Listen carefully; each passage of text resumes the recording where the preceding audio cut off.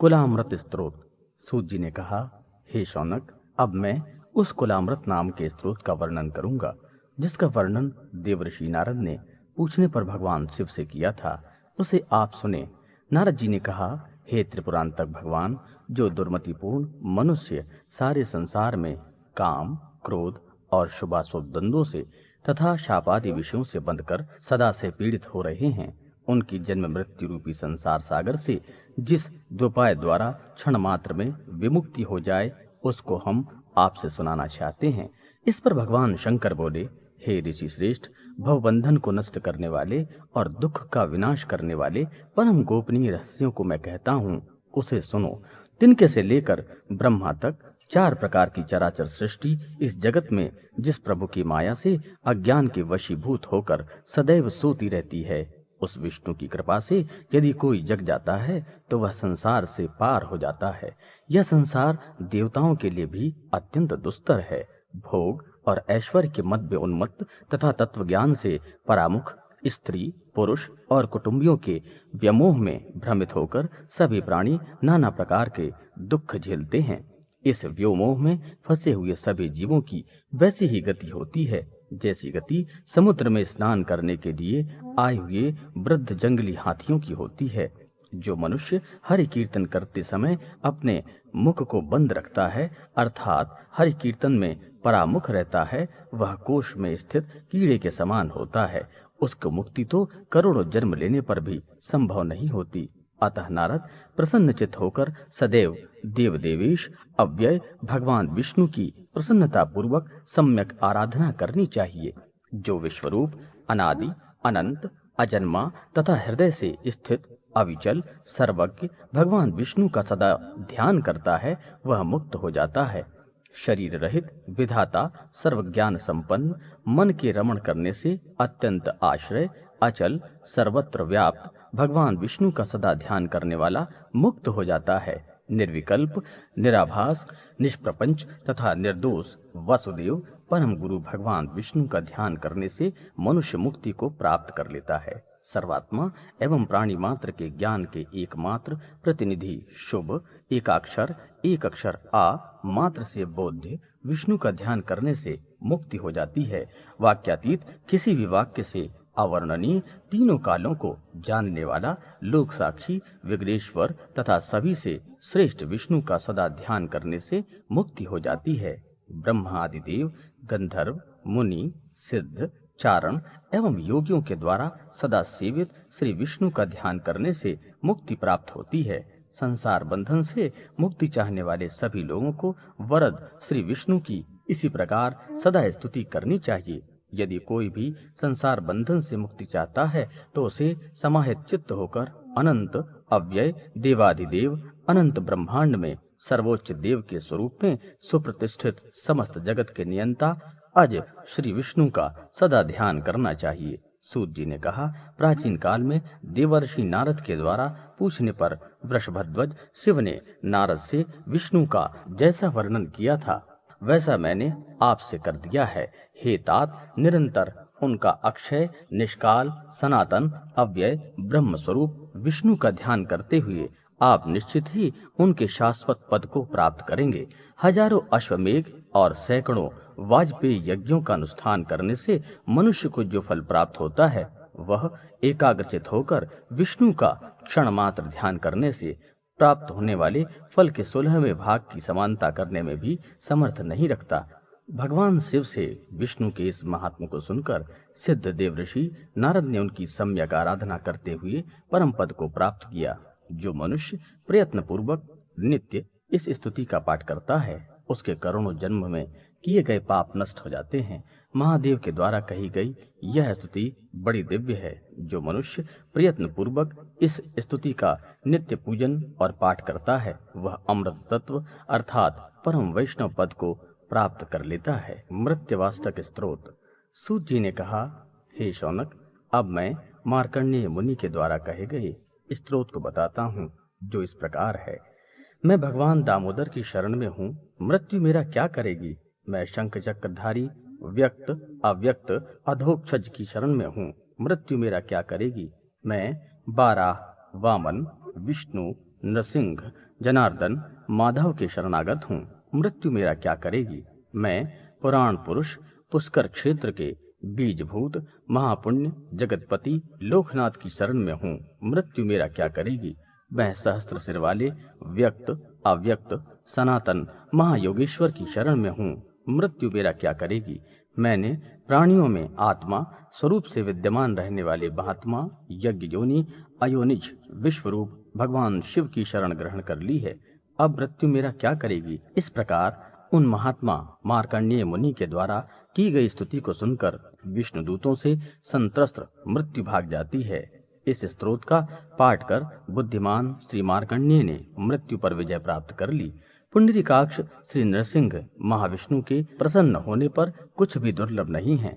यह मृत्याष्टक स्तोत्र महापुण्यशाली है, मृत्यु का विनाश करने वाला और मंगलदायक है।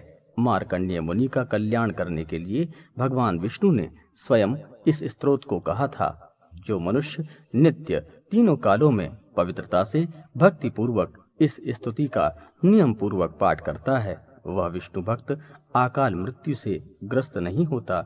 जो योगी अपने हृदय कमल में पुराण पुरुष सनातन अप्रमेय तथा सूर्य से भी अधिक तेजस्वी नारायण का ध्यान करता है, वह मृत्यु पर विजय अवश्य प्राप्त कर लेता है। अच्युत स्तोत्र। सूत जी ने कहा, हे शौनक जी, अब मैं अच्युत स्तोत्र का वर्णन करूंगा, जो प्राणियों को सब कुछ प्रदान करने वाला है। देवर्षि नारद के पूछने पर ब्रह्मा जी ने उस सर्वश्रेष्ठ स्तोत्र का जैसा वर्णन किया था, वैसा ही आप मुझसे भी सुने।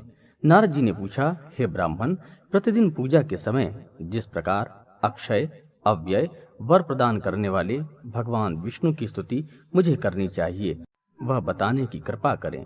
वे सभी प्राणी धन्य हैं, उन सबका जन्म लेना सफल है, वे ही सब प्रकार का सुख प्राप्त करने वाले हैं। उन्हीं सज्जनों का जीवन सार्थक है जो भगवान अच्युत विष्णु की सदैव स्तुति करते हैं। ब्रह्मा जी ने कहा, हे मुनि, मैं भगवान वासुदेव का वह स्तोत्र जो प्राणियों को मोक्ष देने वाला है और जिस स्तोत्र के द्वारा पूजा काल में सम्यक स्तुति किए जाने पर भगवान नारायण प्रसन्न होते हैं, उसे आपको सुनाता हूँ, आप सुने। वह स्तोत्र इस प्रकार है। मैं उस भगवान वासुदेव को नमस्कार करता हूँ जो सभी पापों को हरने वाले हैं। मैं विशुद्ध देह वाले ज्ञान रूप सभी देवताओं के स्वामी, श्रीवत्सधारी, ढाल और तलवार धारण करने वाली, कमल की माला धारण करने वाले, जगत में प्रतिष्ठित पीतांबर से अलंकृत नरसिंह रूप और वैकुंठ मूर्ति श्री विष्णु को बारंबार नमस्कार करता हूँ। मेरा उन देवताओं को प्रणाम है जिनकी नाभि में कमल है, जो क्षीर सागर में शयन करने वाले हैं, जिनके हजारों सिर हैं और जो शेष सैया पर शयन कर रहे हैं, जिनके हाथ में परशु है, जो क्षत्रियों का गर्व का अंत करने वाले हैं, जो सत्य प्रतिज्ञ हैं, जो अजित हैं, जो त्रिभुवन के एकमात्र स्वामी और चक्रधारी हैं। उन कल्याण मूर्ति सूक्ष्म स्वरूप और पुराण पुरुष को मैं बारंबार प्रणाम करता हूँ। दैत्यराज बलि के राज्य को दान में ग्रहण करने के लिए भगवान वामन तथा पृथ्वी का उद्धार करने के लिए यज्ञ बाराह का अवतार ग्रहण करने वाले गोविंद श्री हरि को मेरा बार बार प्रणाम है। हे परम आनंद स्वरूप, हे ज्ञान देने वाले परम अक्षर ज्ञान स्वरूप, देव परमद्वैत पुरुषोत्तम, विश्वकर्ता, विश्वभावन, विश्वनाथ, विश्व के कारणभूत, मधुदैत्य विनाशक, रावणा हंता, कंस तथा केशरी को मारने वाले, कैटब दैत्य को मारने वाले, आपको नमस्कार है। हे पद्मलोचन, हे गरुड़ध्वज, कालनेमि की हंता, गरुड़ासन, देवकी पुत्र, वृष्णिनंदन, रुक्मणीनाथ, अदितिनाथ, गोकुलवासी, हे गुरुकुल प्रिय, आपको मेरा बारंबार नमस्कार है।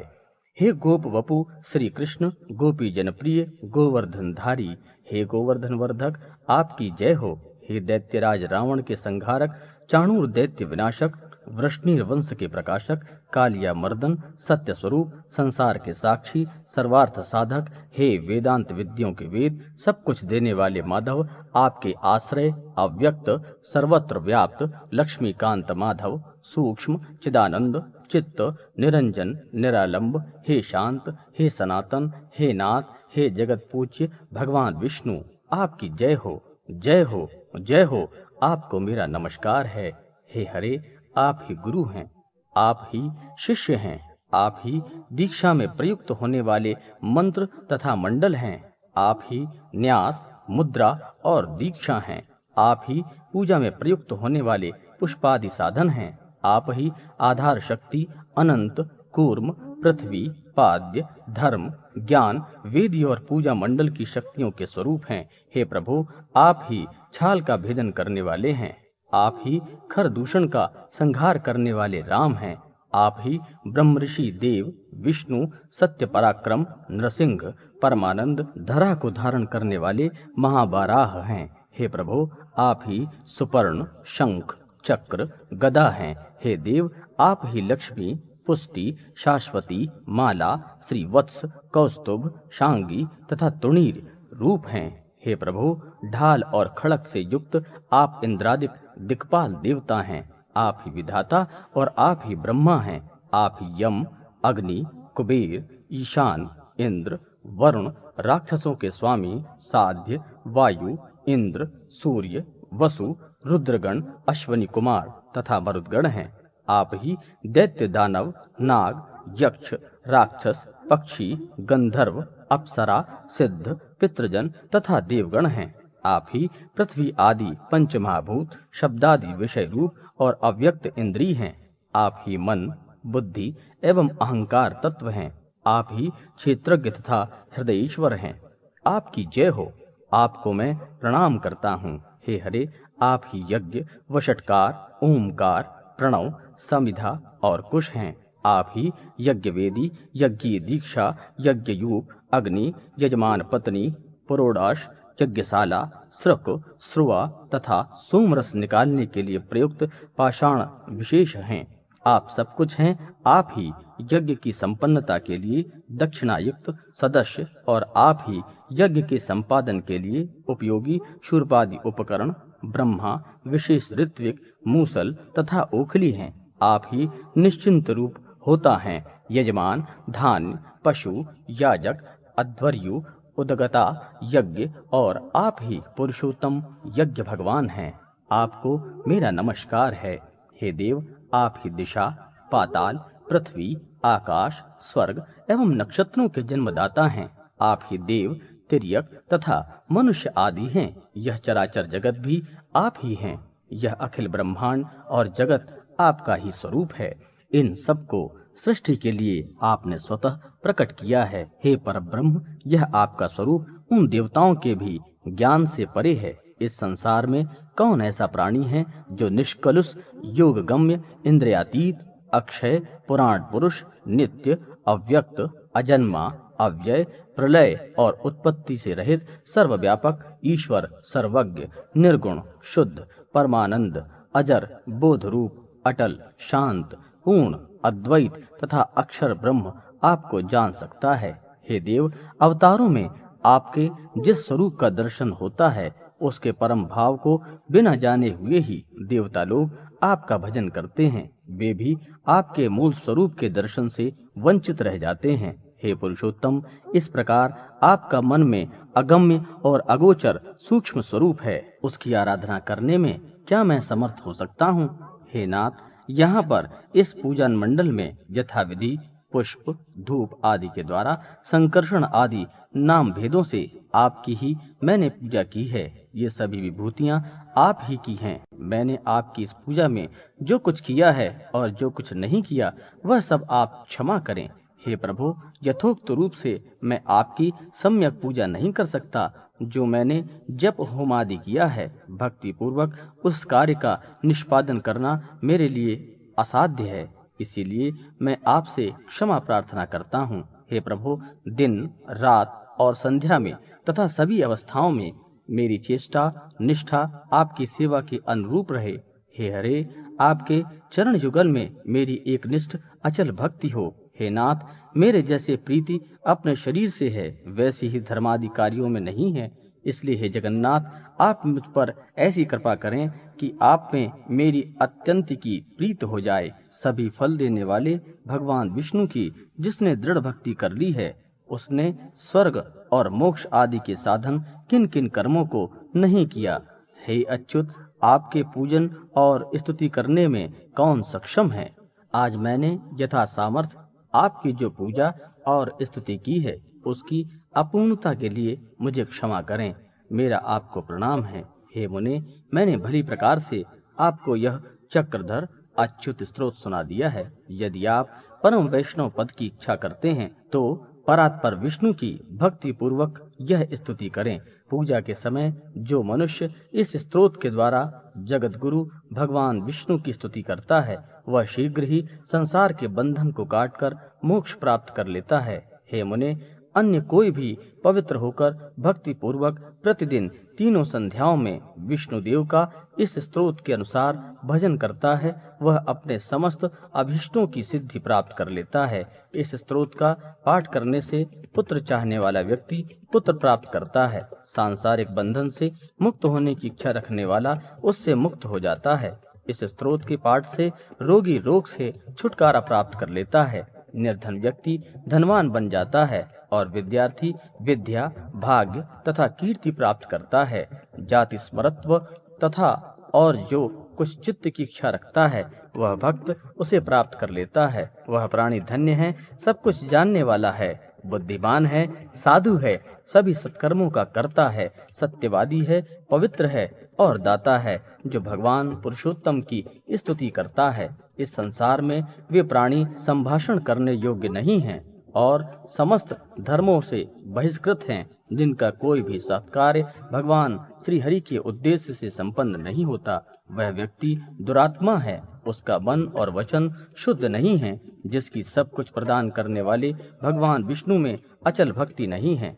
मनुष्य सब सुख प्रदान करने वाले भगवान श्री हरि की विधिवत पूजा कर जो कुछ भी कामना करता है, उसे वह प्राप्त कर लेता है। श्रद्धा पूर्वक आराधना करने पर पुरुषोत्तम भगवान सब कुछ प्रदान करते हैं। समस्त मुनि जिन देवताओं का चिंतन करते हैं, वे ही शुद्ध ब्रह्म पर ब्रह्म हैं, जो सभी के हृदय में विराजमान रहते हैं, जो सब कुछ जानते हैं और सभी कृत्यों के साक्षी हैं, जो भय मरण विहीन हैं, नित्य आनंद स्वरूप हैं। ऐसे अज अमृत ईश वासुदेव को मैं नमस्कार करता हूँ। मैं समस्त संसार के स्वामी, सुप्रसन्न, शाश्वत, आदि, विमल, विशुद्ध, निर्गुण आत्म स्वरूप और समस्त सुखों के मूल भगवान नारायण की भाव पुष्प से पूजन करता हूँ। मेरे हृदय कमल में सर्वसाक्षी सच्चिदानंद स्वरूप भगवान विष्णु सदा विराजमान रहें। इस प्रकार मैंने आदि अंत रहित परात्पर पर ब्रह्म स्वरूप भगवान विष्णु के महाप्रभाव का वर्णन किया। इसलिए मोक्ष प्राप्त करने की इच्छा रखने वाले मनुष्य को चाहिए कि वह भली भांति परमेश्वर का चिंतन करे। इस संसार में कौन ऐसा योगी है जो उन बोधगम्य पुराण पुरुष सूर्य के समान तेजस्वी, विमल, विशुद्धात्मा, श्रेष्ठ, अद्वितीय विष्णु का चिंतन करके उसमें तदाकार नहीं हो जाता।